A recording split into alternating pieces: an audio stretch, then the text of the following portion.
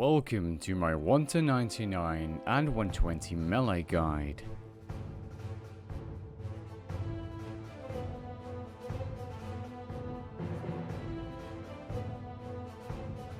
So when you're ready, grab your cup of tea, sit back, relax and enjoy. This melee guide will consist of a bunch of things, all of which you can find timestamps of in the description below. First, we will be covering the useful items, useful skills, and other useful guides for this skill. We will then cover how the melee skills work and a bit of information about melee combat. Then I'll be giving you guys some basic gear examples, the quests that give you common experience, and then we will cover the low level, mid level, and high level training methods to get your melee levels up. First off, the useful items for the skill or skills. Now all of these items can be looked up on the wiki if you want more information on them before asking questions in the comment section down below. Auras can heal you, gain you prayer points and give you extra damage. A few useful examples for training melee combat are the Vampirism aura, which heals you for the damage that you do, the Penance aura that gives you prayer points for the damage you take, and the Berserker aura that gives you extra melee damage. The Charming Imp is a useful dungeoneering item costing 100,000 tokens, which can pick up and crush charms for summoning experience. This is very beneficial to take with you whenever you're training melee combat. The Bone Crusher is an item that is also unlocked from dungeoneering tokens in the reward shop that can crush bones for prayer experience, or when upgraded automatically pick them up. Now Herbicide and Seedicide are similar to the Bone Crusher and Charming Imp and can all be added to your tool belt as well for 500 Slayer points each. The Kiln Cape is a cape you can unlock from a high tier combat minigame being the Fight Kiln, and it's the best in slot cape you can easily get. The Enhanced Excalibur is a useful task reward item unlocked by doing the Heartseer's Village tasks, which can be activated to heal your player or character. The same goes for the Blood Amulets, except it's passive healing. These are very expensive, but they're very useful for AFKing. The Blood Amulet of Fury is a great example of this. There are also useful Scrimshaws like the Scrimshaw Sacrifice and Scrimshaw Vampirism. They're useful summoning familiars that can heal you, give you extra damage like Steel Titan, extra accuracy with the Nihil, or hold your food for extended trips whenever you're camping a combat creature. As for the Dungeoneering necklaces, these are useful to use in combination with the Bone Crusher for unlimited prayer, or Thetuned Ectoplasmator for unlimited prayer at monsters that drop ashes. Now the following 5 skills are useful if you're training melee combat. These skills are Invention, to perk up your gear to benefit you during combat, Horblore, to create powerful potions like Overloads to boost your stats, or to make super anti-fires which can protect you from the strongest dragon fire.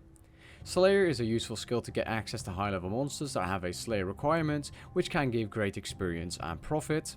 Summoning is a useful skill because it can let you summon familiars that hold items, heal your character or deal extra damage or give you extra accuracy.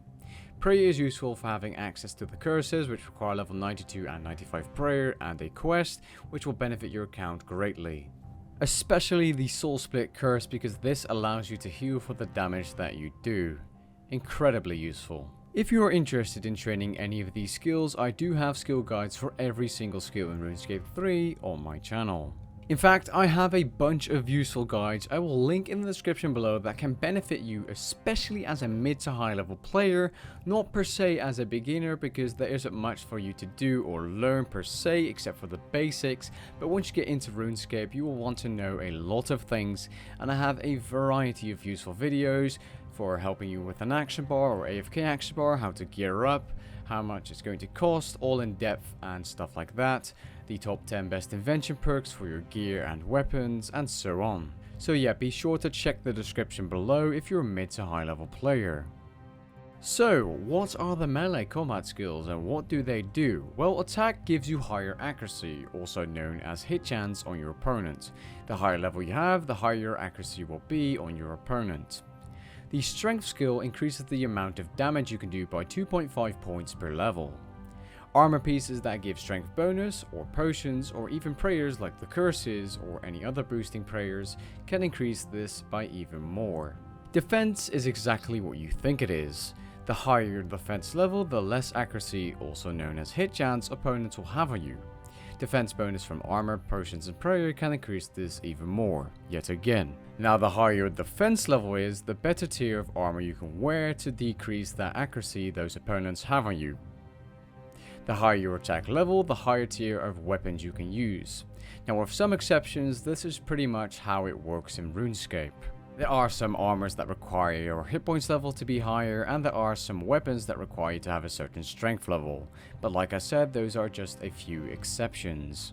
If you're interested in the melee damage formula, which I actually have a full video on how strength bonus and damage works, it is on screen now. Now if you're a returning player or newer player, getting familiar with the RuneScape 3 combat system is much easier if you use Revolution mode. This mode automatically uses your abilities if you set it to do so. This way you can easily learn the combat system. Go to the wheel on your action bar, right click it and choose combat settings. Then tick off Revolution mode as your combat mode. Be sure to tick off the boxes for automatically triggering the threshold and ultimate abilities. There's also a tab called Combat XP where you can change what experience you gain during melee combat. You can choose just attack experience, just strength, just defense experience, or whatever other option you would like.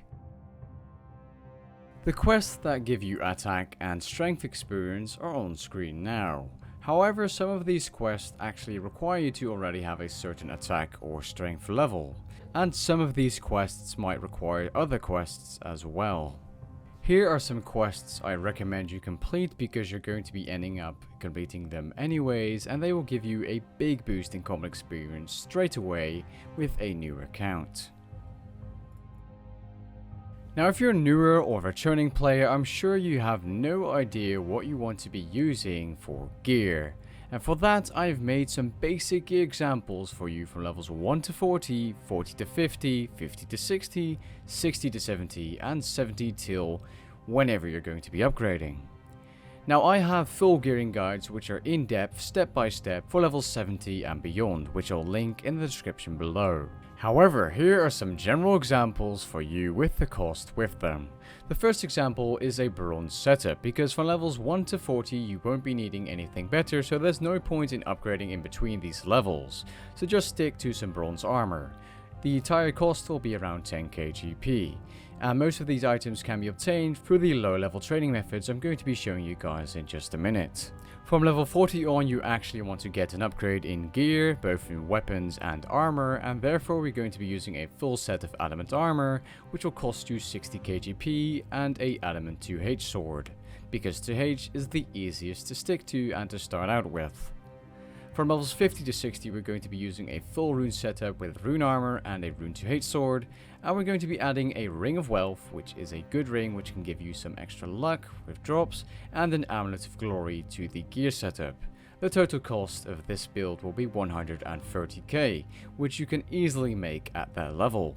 Level 60 to 70 we're going to be using orichalcum gear, because this is the cheapest gear at this level and it's easy to obtain, especially as an Iron Man, as you can actually smith it yourself. We will also be adding a obsidian cape to the collection. However, you can also use a normal team cape or whatever other good cape you may have, maybe a veteran cape if you're a returning player, but yeah, this build will cost you around 200 to 300k. And then at level 70 we're going to be using a full set of Bandol's DPS armor, and this entire build will be consisting of it, except for the weapon, which is an Acronium battle axe, and if you want you can actually get a +1, 2, 3 and 4, aka the upgrade to your order versions of this weapon, with the +4 being the best version with the most accuracy, and damage being the equivalent of around a tier 74 weapon. If you have completed the Roving Elves quest, a Crystal Halberd will be extremely useful at this level, because you can actually hit targets that are one tile further away than your opponent, meaning it's very useful for farming monsters. But let's not get into that just yet.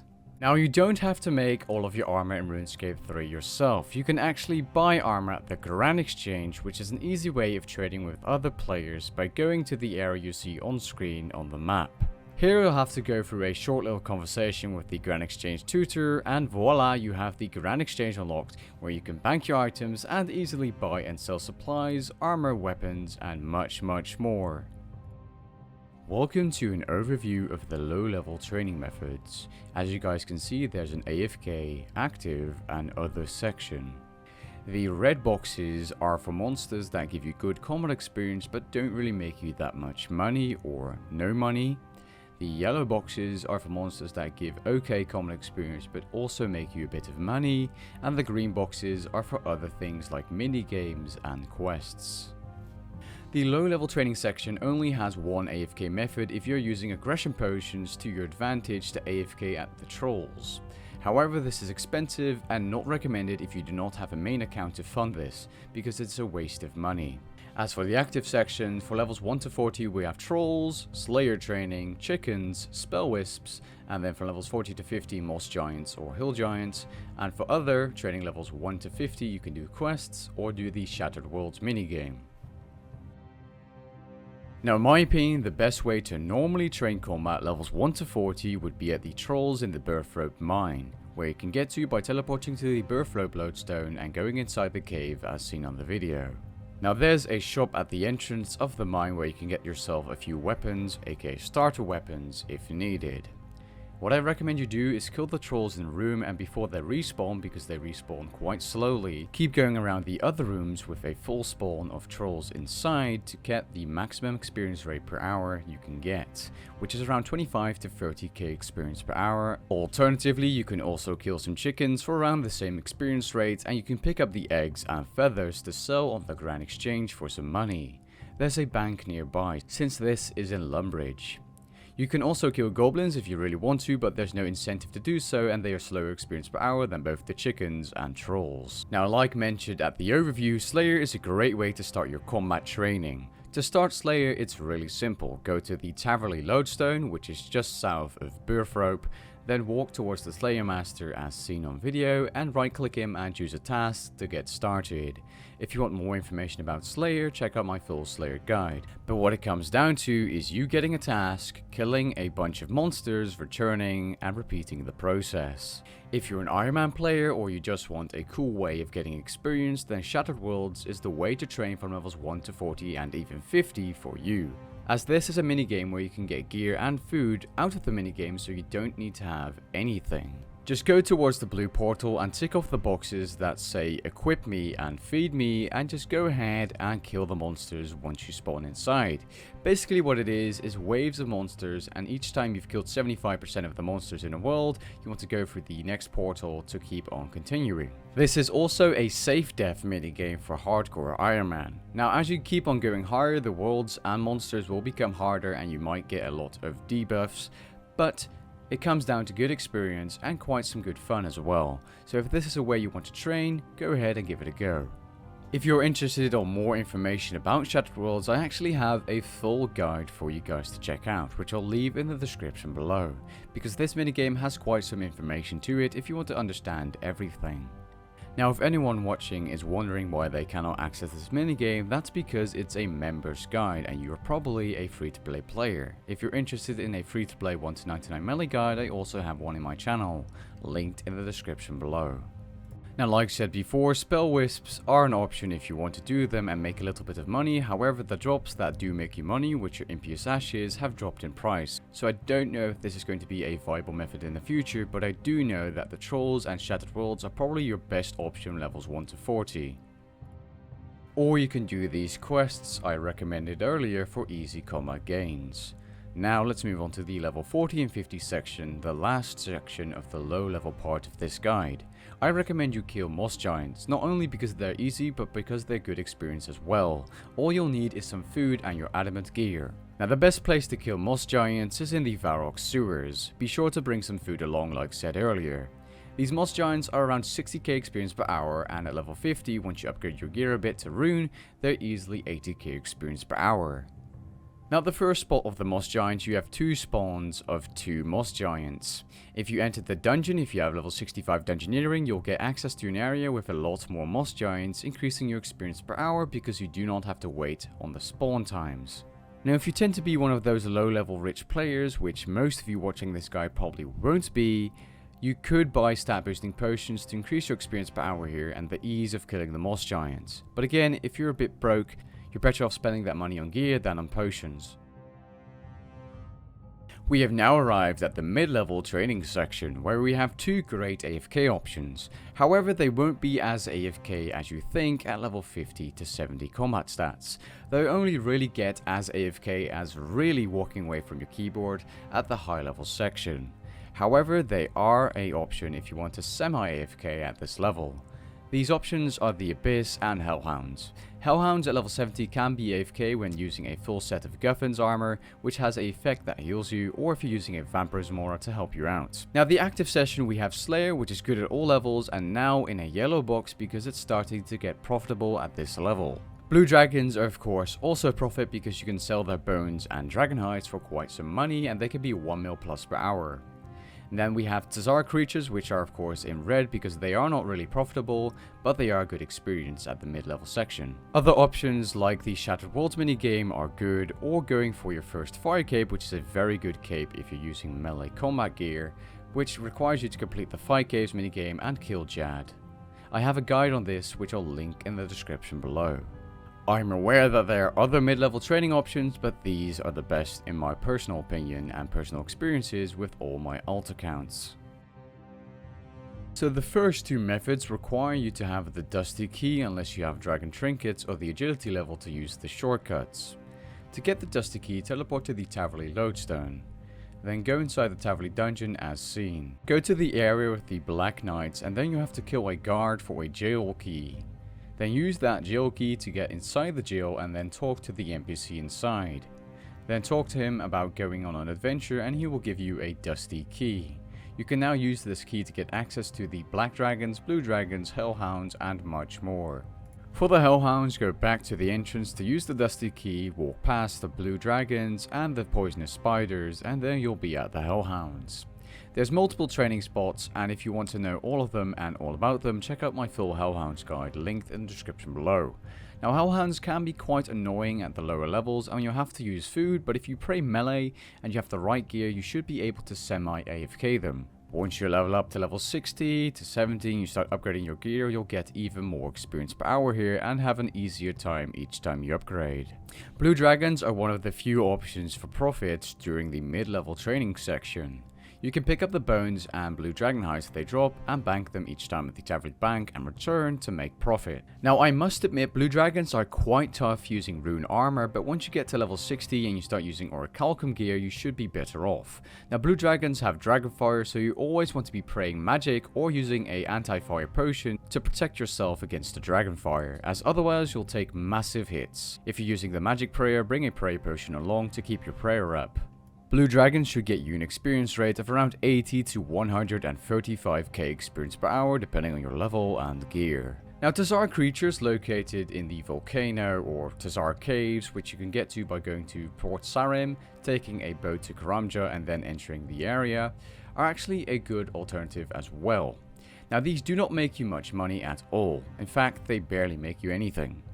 Now these creatures are good to kill because they're much easier to camp for a prolonged period of time, and if you want a alternative option to blue dragons or hellhounds at levels 50 to 60 to 70, well then Tazar creatures could be an option for you. And there's nothing holding you back from taking a shot at the Fight Caves minigame with melee either, although I must admit the 63 waves can be quite challenging at these combat stats, especially when using melee. Next up is probably the best option for you if you want to get fast experience, however it won't be AFK at level 50. It's camping AFK in the Abyss using a halberd type weapon. So that could be a rune, dragon or crystal halberd depending on your level, but assuming you're a mid-level player it's probably going to be a rune halberd. Now even with just a rune halberd you should be able to get 300k experience per hour here if you're using the right spots, that is. If you want more information on how to get the experience rate, check out my full Abyss guide linked in the description below. I must add that when walking to the Abyss you are actually in the wilderness temporarily and you can get PK'd, so watch out when walking there. Just a heads up. Also here are some basic Abyss gear examples if you're interested in what you need to bring. A Blood Amulet of Fury will make it much easier for you to survive here, however if you're a low level player that might be way too expensive or out of your budget. What I recommend you do however is bring prayer potions along to pray melee and a lot of food, because this way you will still have an extended trip but you'll still have to bank every now and then. Once at the higher levels you can actually stick around by just using a Blood Amulet of Fury and you will not require any food any longer. We have now arrived at the high level training overview. Now I'm aware that there are more monsters you can train on than just these, but these are pretty much your best options for training. As you guys can see, there's a bunch of AFK, active and other options. Again, to remind you guys, the yellow boxes are for profitable monsters, the red boxes are for good experience but almost no profit, and the green boxes are for mini games or other training methods. I must add, I cannot give you guys every bit of information about every single monster on this list because then this video would be 1 hour long, and I highly suggest you check out some separate guides I made on most of these methods if you want more information. However, that may not be needed if you watch the video. So for the AFK section, we have the Abyssal Demons, which are great profit, we have the well-known Abyss, which is the easiest to get into, we have Firewatches, which do have high requirements but can make you profit, are good combat experience and can also give you experience in both prayer, fire making and farming. We have Armored Zombies, which are a good Abyss alternative, Corrupted Scorpions and other corrupted creatures, which are good profit, which is automatically dumped into a chest, so very AFK and decent common experience. And we finally have the non-profitable but very good monsters for hard clues, Hellhounds, which can be done at a high level for quite a decent experience rate as well. Then for active, we have the Saradomin Encampment, which is easily one of the best ways to train, Slayer being a very good way to train and gather charms, coins and other experience, and of course the player-owned Slayer dungeon where you can add in creatures and stuff, also a good way of training. We have Frost Dragons, which are still consistent money because of the price of the bones, and we have Dark Beasts, which aren't really that profitable but can be good experience if camped correctly, especially if you're using a cannon, but then you're pretty much losing money. As for the other section, we have 3 great mini games, being the Fog Cauldron, which is actually quite decent experience and forgotten content, Shattered Worlds at a high level, which is very good, especially if you're farming anima for the Bladed Dive ability and Solve the Wound ability and other stuff, great rewards, the Fight Kiln if you want to get experience and get yourself the Kiln Capes, and of course all kinds of bossing, it doesn't matter which, but I recommend the Gold Rush Dungeon 1 bosses especially because they give the best experience, but the money is mediocre. Now as for the actual bosses, I won't be covering them in this guide because I have separate guides and they're not really the best option for training. I recommend doing Slayer creatures and AFK methods instead, then get into bossing for just the money. However, you can do them if you want, like I said, and that's why they're on the overview. However, I won't be separately covering them. Now let's move on. Now what other method to start with than the well-known Abyss? Right now on screen there are some basic Abyss gear examples, but again, if you want more information, check out my full guide linked in the description below. Now the Abyss is great for one reason and one reason only. It's super AFK and very easy to get into, even at a low level. To AFK at the Abyss you need 3 things. You need some basic non-degradable gear like Bandos, a Blood Amulet of Fury to AFK because of the passive healing, and a halberd type weapon or a Dragon Rider lance or my suited war spear, something like that. Next up we have my favorite training method in the game, it's Abyssal Demons, for 4 reasons. They make you money, they give you common experience, they are AFK, and they give you charms for summoning as well, around 200 to 300 crimsons per hour. You can kill these in the Mauritania Slayer Tower or in the Slayer Tower dungeon if you have 101 Dungeoneering to access it. If you do not have the Dungeoneering level, use the spots at the top of the Slayer Tower because these can even get you some Slayer experience if you get a contract at the NPC outside of the Slayer Tower as well. Now to camp Abyssal Demons you need aggression potions and some gear and maybe even a vampirism aura or soul split. However, once you do, you can easily get over 600k common experience per hour. The only downside to this is that so many people train here and you'll have to hop a lot of worlds to get a free world. Abyssal Demons also require you to have a level 85 Slayer to kill them. Next up we have one of the most AFK money making methods in the game combat wise because you don't have to pick up any drops apart from the special drops. If you toggle the chest at the entrance of the Sophonem Slayer dungeon, all standard drops will be collected in there automatically. Corrupted Scorpions are a great monster to AFK for around 3 mil GP per hour profit and 400k common experience per hour. A very solid method to make money indeed. Next up we have AFKing Firewatches with melee, which is quite tricky compared to AFKing them with magic or ranged. However, if you use the Sun Spear you can get very good experience per hour here, easily 500k if you're a higher level player, and you also get farming experience if you have the Cedar side, and you get fire making and prayer experience from the Firewatch corpses if you're using the Sun Spear because it automatically cremates them. Very, very good method of training indeed, especially if you're an Iron Man player. And they also make you some profit as well, especially if you bring along some alching runes and the spring cleaner. Now to kill Firewatchers efficiently, you will have to complete the River of Blood questline, which is long and has a lot of other required quests. Next up we have the AFK Abyss alternative, however you will have to use aggression potions here. It's armored zombies, which are around the same experience rate as the Abyss for melee.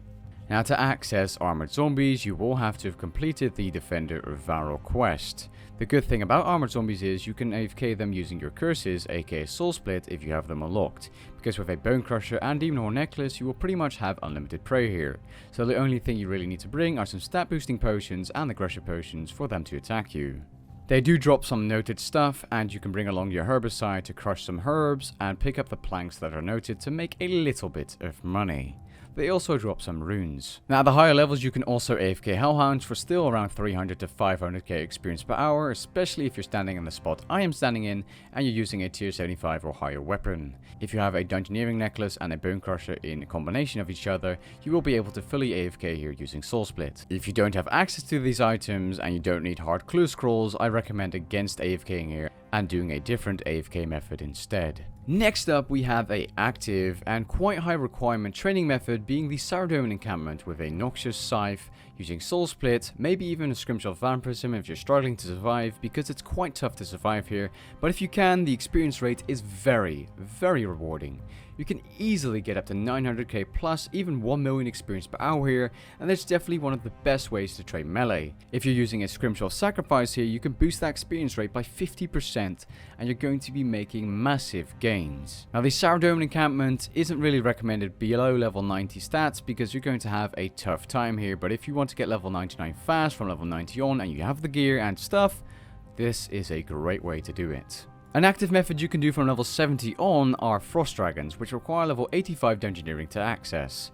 They're around 300k common experience per hour, which isn't too high, but the profit is pretty good, being around 3 to 5 mil per hour, depending on how many bones you can get per hour. Now, when killing Frost Dragons, the upgraded Bone Crusher, aka the Bone Picker, is extremely useful to automatically pick up bones. A legendary pet can also do this, but if you don't have these things, it doesn't matter. Just pick up the bones and bank them every trip, or bring along magic notepaper to note them. The only two things you need to know when killing Frost Dragons is that you have to pray magic, and every time they spawn a little blue ball, you do not want to keep attacking them because they will reflect the damage you do. And if you happen to be using a threshold, you can easily be KO'd. Watch out for that blue ball. Another great method of gaining common experience is by killing Dark Beasts. Now Dark Beasts do have some profitable drops, but they're nothing to be excited about. Also, Dark Beasts require level 90 Slayer to kill, which is quite a high requirement.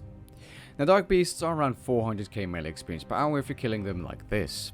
If you're killing them with a cannon, that can easily go up more, but then you're not making any profit and you're pretty much spending money on training. But if that's the thing you want to do, you can do so. But you might as well be power slaying at that point to get Slayer experience and common experience instead of camping Dark Beasts. Now levels 90 plus, the Shattered Worlds minigame can actually be quite good common experience as well, and apart from getting good common experience, you're also getting anima which you can use in the reward shop. You can buy PVM abilities like Bladed Dive and Salt the Wound, which are both beneficial for high tier PVM or moving around, and you can also get Slayer experience lamps and some other rewards that are cosmetic. I'm only adding this in the video to give you guys more options, and this is definitely one fun one. It's much like Diablo 3 Rifts. Now if you're interested in a full guide, especially as a high level player, I do have one which I'll link in the description below because there's a lot more to know about Shattered Worlds before diving into it. Now apart from doing the fight kiln, you can also do the fight cauldron for good experience. However, it's nothing to be excited about again, it's only around 400 to 450k melee experience per hour and it can be higher. However, doing the fight cauldron with melee is quite annoying because of the glowing plates that do tick damage to you.